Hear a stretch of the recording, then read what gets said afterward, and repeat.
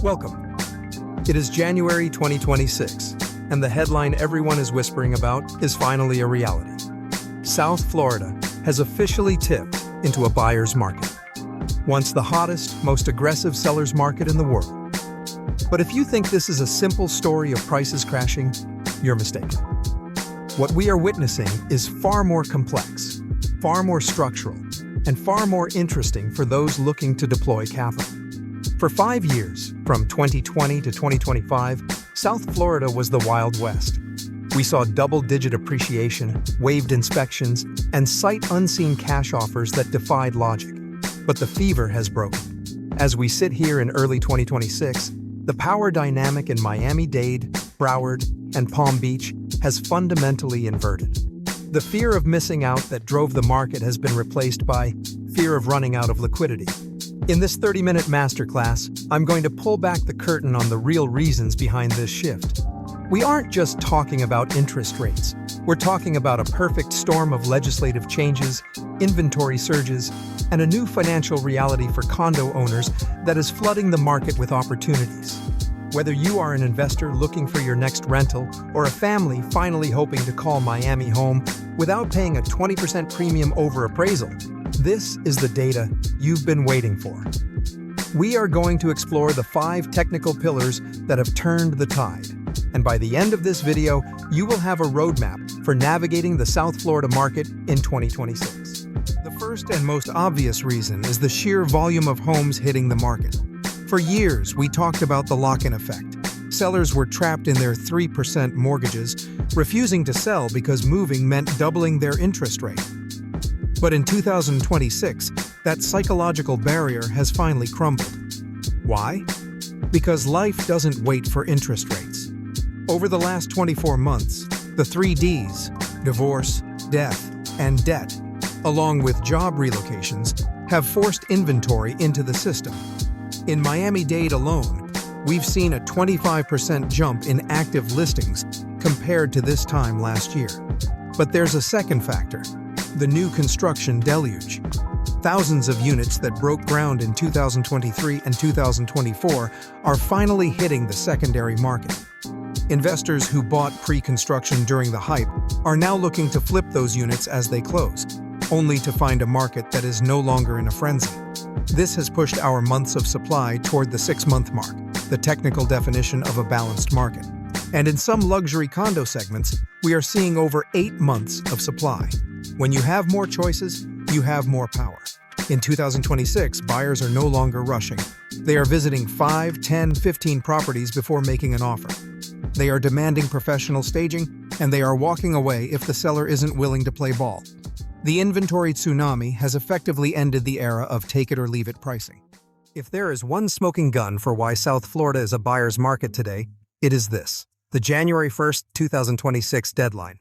Following the Surfside tragedy, Florida passed aggressive new laws requiring all buildings over 30 years old to undergo milestone inspections and CRs, structural integrity reserve studies. Before this law, many condo associations kept their reserves artificially low to keep monthly fees down. That era is over. As of this month, every association must have their reserves fully funded for structural components. For many older buildings in Miami Beach, Hallandale, and Boca Raton, this has resulted in special assessments that are frankly terrifying, ranging from $50,000 to over $200,000 per unit. Owners who are on fixed incomes or who can't afford a $1,500 monthly increase in their HOA fees are panic selling. This has created a massive influx of distressed condo inventory. These aren't foreclosures in the traditional sense, they are legislative foreclosures. As a buyer in 2026, this is your greatest point of leverage, but also your greatest risk. You are seeing listings for 2-bedroom condos at prices we haven't seen since 2019. But you must look at the Estapel certificate. You must ask, is the assessment paid? Are the reserves funded? In 2026, the price on the listing is only half the story. The savvy buyer is negotiating for the seller to pay the entire assessment at closing, effectively getting a renovated, safe building for a fraction of the 2024 price. The third pillar is what I call the affordability ceiling. Even though the Fed has eased rates to around 6%, The total cost of ownership in South Florida has hit a hard limit. We aren't just talking about the mortgage, we are talking about the Florida trifecta: taxes, insurance, and HOA fees. Property taxes in South Florida are based on assessed value. Because prices peaked in 2024, the tax bills arriving in late 2025 and early 2026 are at record highs.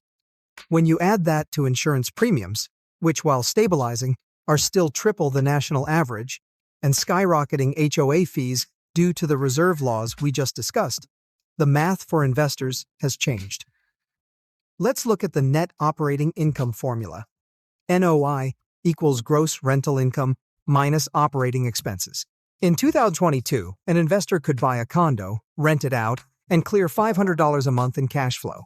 In 2026, with the new HOA fees and taxes, that same property might be $800 a month negative. When properties stop producing cash flow, investors stop buying and start selling. This institutional exit is fueling the buyer's market. Regular families are now competing against fewer Wall Street funds and more tired landlords. This has forced a price correction in the mid-market, $500K to $800K range, because the local salary base simply cannot support the carrying costs at 2024 price levels. The market is finally reconnecting with reality. In 2026, the most important word in a real estate transaction isn't price, it's concessions. We have officially entered the era of the helpful seller. In 2021, if you asked a seller for a $5,000 repair credit, they would laugh you out of the room. Today, nearly 45% of closed deals in South Florida include some form of seller contribution.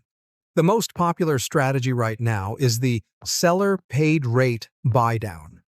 Instead of the seller dropping the price by £30,000, which might only save the buyer £150 a month, the seller uses that £30,000 to buy down the buyer's interest rate for the first 2 years.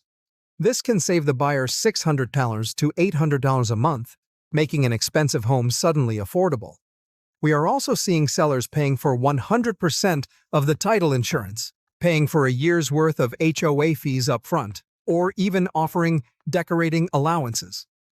As a buyer, you need to understand that the list price is just a starting point.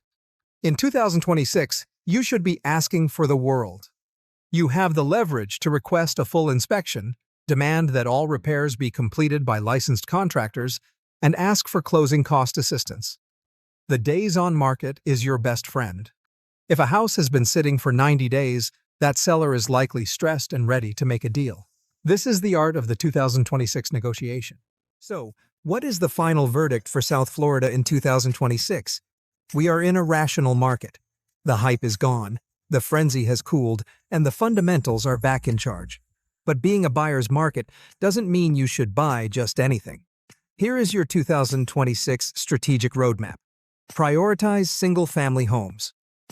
While condos are facing a reserve crisis, single-family homes in suburbs like Davie, Plantation, or Jupiter are holding their value better because they don't have the same legislative risk.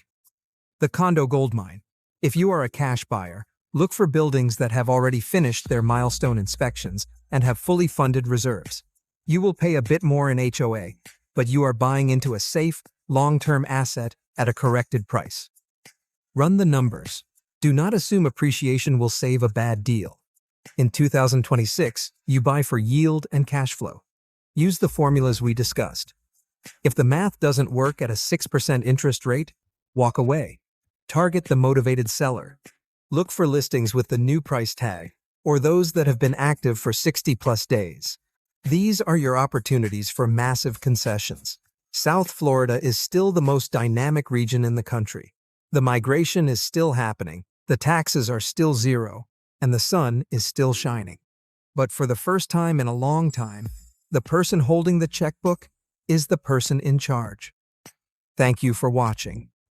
If you want my 2026 South Florida Buyers Checklist, which includes the specific questions you need to ask every condo association, click the link in the description. Don't forget to subscribe for our next deep dive into the Texas and Tennessee markets. I'll see you in the next house.